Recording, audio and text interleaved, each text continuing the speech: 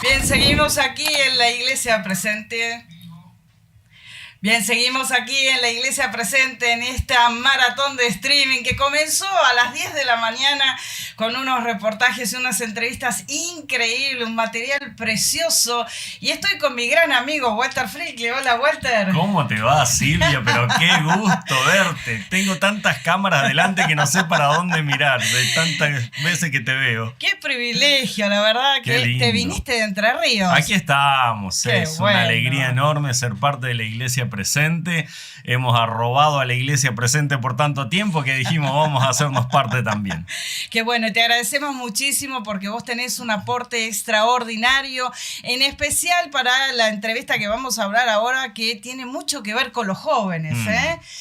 Yo sé que vos trabajás en tu ministerio con jóvenes, tenés un proyecto, el tema de prevención de suicidio adolescente, y me meto un poquito en este tema porque la entrevistada de honor que tenemos ahora también trabaja con jóvenes, también trabaja con temas que atañe a esto que a veces a los adolescentes los llevan a suicidarse, ¿sí? Y estoy hablando de Janina Cosime. Hola, ¿cómo estás? Hola a todos. Qué lindo. Gracias por aceptar la entrevista y ser parte de esta gran iglesia presente que estamos transmitiendo por streaming a lo largo y a lo ancho de todo el país, celebrando el Día de la Iglesia Protestante aquí en Argentina. Y estoy con Walter Frickley, también otro autor y amigo, en el cual, bueno, queremos hablar un poquito acerca de lo que vos hacés. Sabemos que trabajás con jóvenes, sabemos que trabajás muchísimo con todo el tema de bullying. Y ahí queremos ir al grano, queremos consultarte y preguntarte, primeramente, defininos qué es el bullying. Bien, el bullying es una forma de violencia específica que tiene unas características particulares. Una de las más definitorias es que no se trata de una pelea entre chicos, digamos, si bien son pares, digamos, una de las características son pares, pero hay una simetría de poder aún en la paridad. Es decir, que uno de los dos actores tiene mayor poder, real o simbólico, en la fuerza física, en el manejo de grupo, en el dominio del grupo, en la popularidad, lo que los pone en una simetría de poder. Es decir, alguien que es grande y el otro es pequeñito o se siente pequeñito. A veces no es real, a veces es percibido, pero esta es una de las características.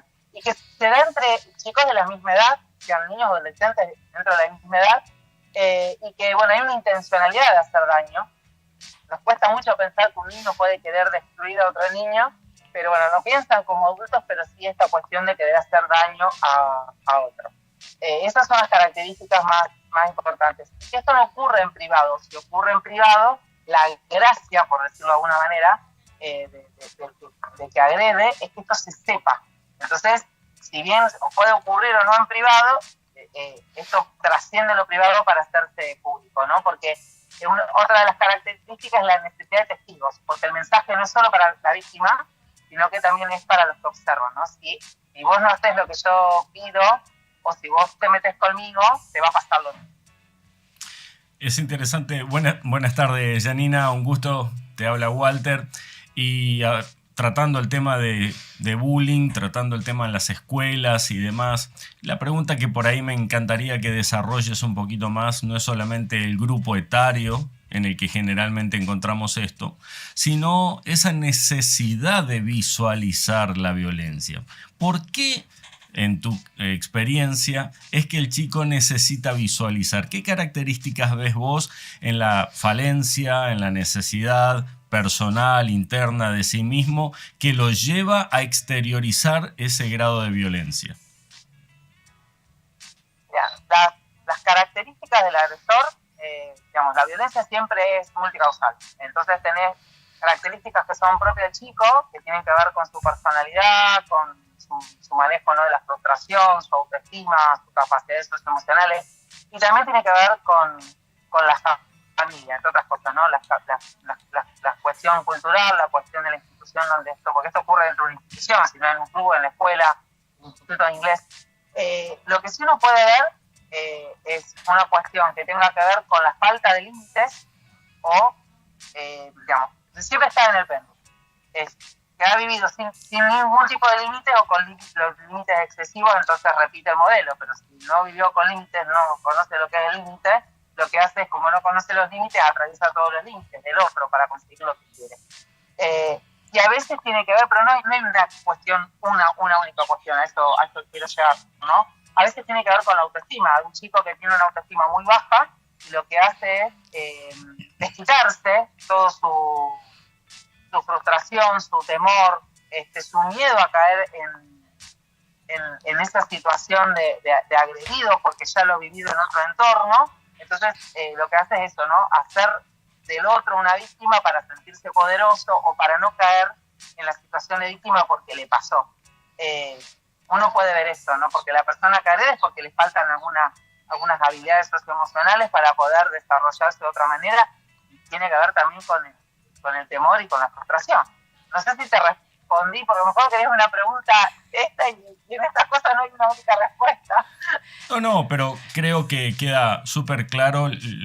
Por un lado, una necesidad interna de sanar, de equilibrar, de restaurar. Hablabas de la autoestima, hablabas de quizás miedos que no están resueltos, entonces los reproduce de otra manera. Y después, por otro lado, el entorno en el cual se manejan, el cual puede ser un entorno de violencia en su familia, que nos ha pasado, creo, Janina, más de una vez, aún en entornos violentos, uno se encuentra con chicos súper coherentes, súper moderados, y en otros casos familias no tan agresivas o en niveles no tan altos y son desquiciados y hacen un desastre.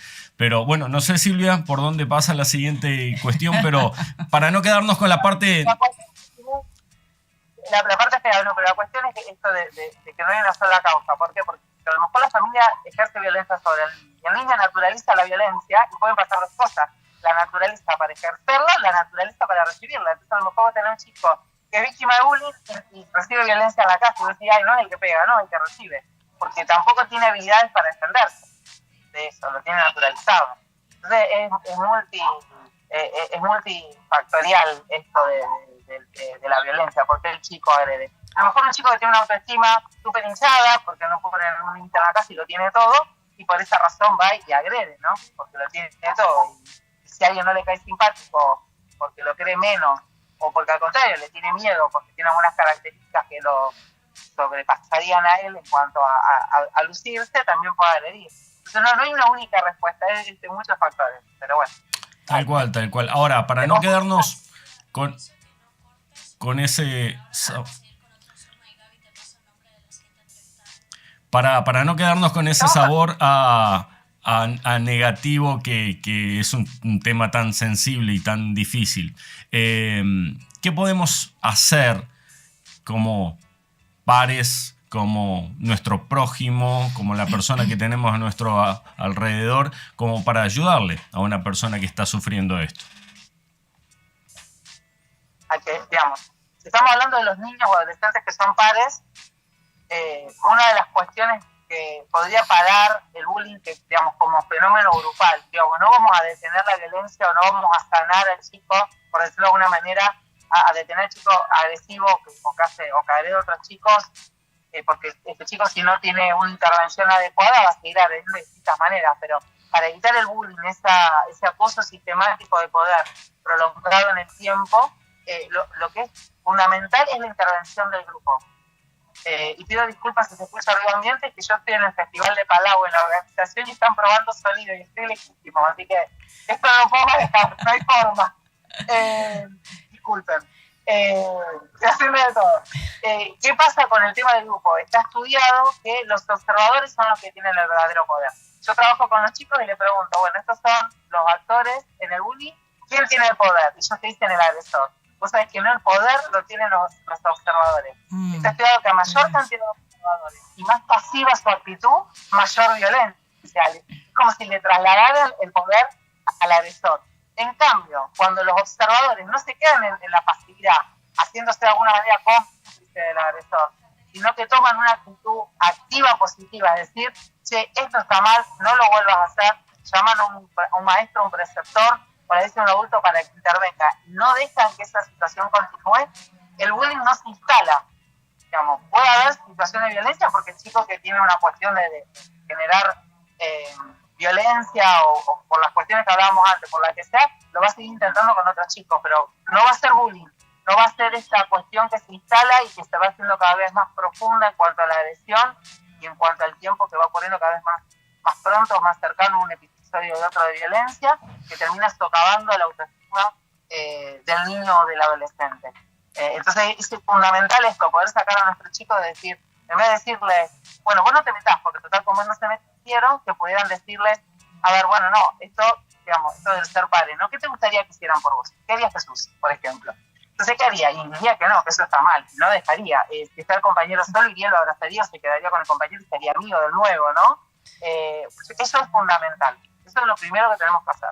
Janina, te agradecemos muchísimo. Lamentablemente nos hemos quedado cortos de tiempo. Quisiéramos seguir hablando muchísimo más, ¿no? De estos temas que son tan necesarios de enseñar en las iglesias, en los colegios, en los hogares, en la familia. Pero bueno, te dejamos y te liberamos ahí con el Festival de Luis Falao y agradecidísimos que estando ahí en el medio de todo el festival igual nos atendiste en esta entrevista. Así que muchísimas gracias y nosotros nos quedamos acá, Walter. Acá nos quedamos. Gracias, Janina. Seguimos, gracias, Janina. Beso grande.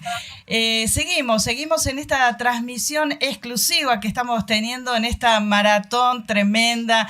Y la verdad que, Walter, estamos aprendiendo muchísimo. Estamos aprendiendo de distintos temas. Estamos entrevistando a distintas personalidades.